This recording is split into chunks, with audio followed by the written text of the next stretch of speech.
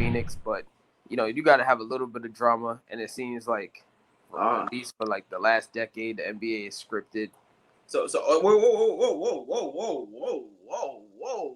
You just said you was about to gloss over that. You said the NBA is scripted. What? I want you to break that down for me. What do you mean, man?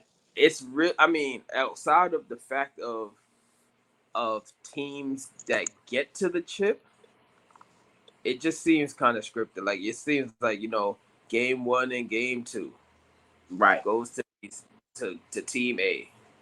Then you can't have them get swept. So let the other team win a game. I mean, and that's how you stretch. That's how you stretch your you stretch that for TV for the viewing audience. You a money man, right? You a money man. Only two money mans I know is Money Mayweather and Money Matt. So Money Matt is saying, that it's scripted. Are we talking because of money? Because our sports. Absolutely, we're talking because of money. Shoot. You gotta stretch that thing as far as you can. We had to have fans in the stands for quite a while. Now we get some fans in the stands. We need them ticket sales to go on. I see what you're saying. We got the TV contracts. Mm-hmm. You gotta fulfill them TV contracts, and they want that the finals to stretch just as much as the NBA does. Right. They want NBA want jersey sales. They want everything. So, a lot of people got to get paid off of this. So I see them stretching it out. But it is what it is. I think it's part of the game now. I think it's something that we understand, and it causes a bit of drama. And I think that's what the viewing audience likes, a little drama. Let me pose something to you and watch me build on this, right? I want to pick your brain on this part. Last year, they were in the bubble, right? The bubble took place in Orlando, a small market, right? Mm-hmm.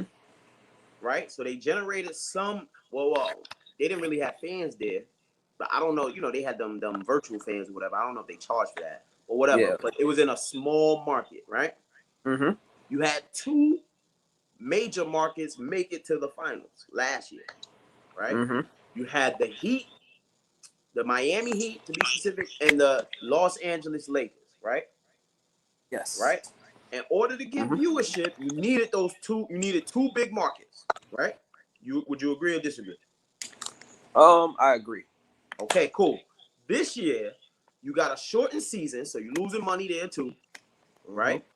People are barely watching sports because we're dealing with COVID, and we had a presidential election, all that other stuff. I don't want to go too much into that. But now you make it all the way to the finals. The playoffs, all the favorites get knocked out, right? And now we got these two small markets. This is what I've been preaching about since the beginning of the finals, is these two small markets, two boring teams who make it to the finals. I'm sorry, man, too boring. I can't call them boring teams just because their cities. Just because their cities aren't. I'm not saying the cities is boring because I don't want that. Man, maybe I want the smoke. Well, that's how it comes off. See, we're big market people. Coming from New York, it's like this is a big market, but our team sucks. You know what I mean? Up until recently. Hey man, I'm in Jersey. I don't want to say they stole the Nets from Jersey. You true, but I don't want to sit there and I don't want to sit here and say that the franchises are boring. The franchises are not boring. Phoenix is up and coming. Both up and coming. They barely made the play-in last year. They made it to the bubble. Both of them are up and coming. And when I say up and coming, it's just that they have a real young core. So they're up and coming. Those are future superstars in the making. Well, no, those future stars in the making. Clean that up. And same thing with Milwaukee. You got a future budding superstar. You got a superstar, yes. And you got some future, all-stars and Chris Middleton, we can say yes, he made an all-star game. You got Brook Lopez. You know what I mean? So it's just like, I don't want to confuse the team and the effort and the vigor of which they play with the actual cities that they represent, because Milwaukee, Okay, it's a small market. Phoenix, again, a small market. So, even though they don't capture the excitement that New York or Los Angeles or Miami does.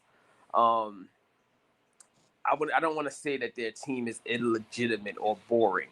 It's not a boring finals because it's basketball. I would just say, I think now that it's been opened up and you can have fans in the stands, it's like we didn't sitting at home. We don't want to hear about Milwaukee, and I'm not gonna lie. Yes. We're sitting at home, Yes. and we can't see real fans, and we can't see real basketball, and we're in this bubble. You're in Orlando, which is they're trying to pluck for some interest in basketball or whatnot. Yes. Cool. Actually, they probably just went somewhere boring where they knew that they wouldn't get bothered. But anyway, it's like nobody wants to see